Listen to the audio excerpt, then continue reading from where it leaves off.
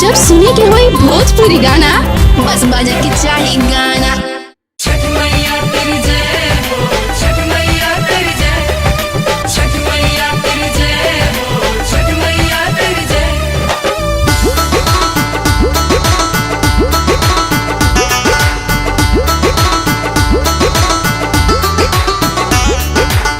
ए भैया करब हमहू छठ के परबिया, कल सुब सजाई हम देहब अरघिया।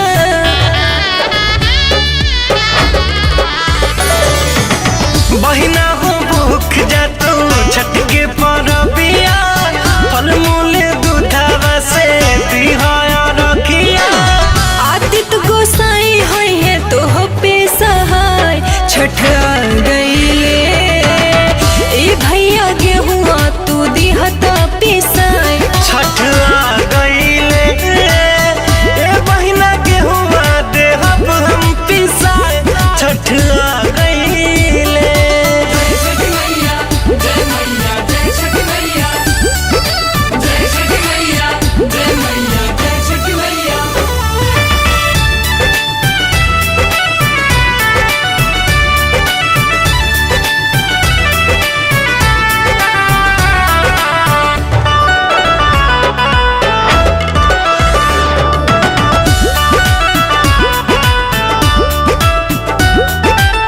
ठेकुआ पकाइब पर सदियों बनाइब, जाके छठ घाट हम सजाइब हो। छठ घाट बेदिया बनाइब हो।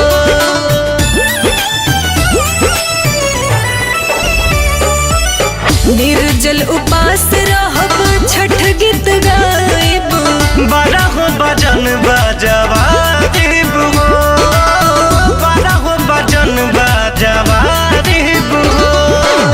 कोसी भराइब बरब जगमग दियरिया, खुशी खुशी कर बहिना छठ के तैयारिया। रुनु की झुनु की घर है छठी माई, छठ आ गईले ए भैया गेहुआ तू दिहता पिसाई। छठ आ गईले बहिना हो गेहुआ देहब हम पिसाई, छठ आ गईले।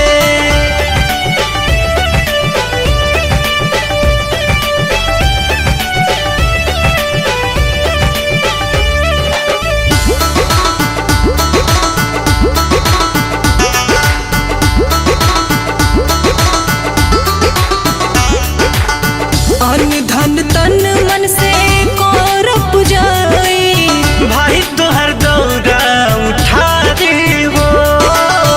छठी घाट दौरा पहुँचा दी हो।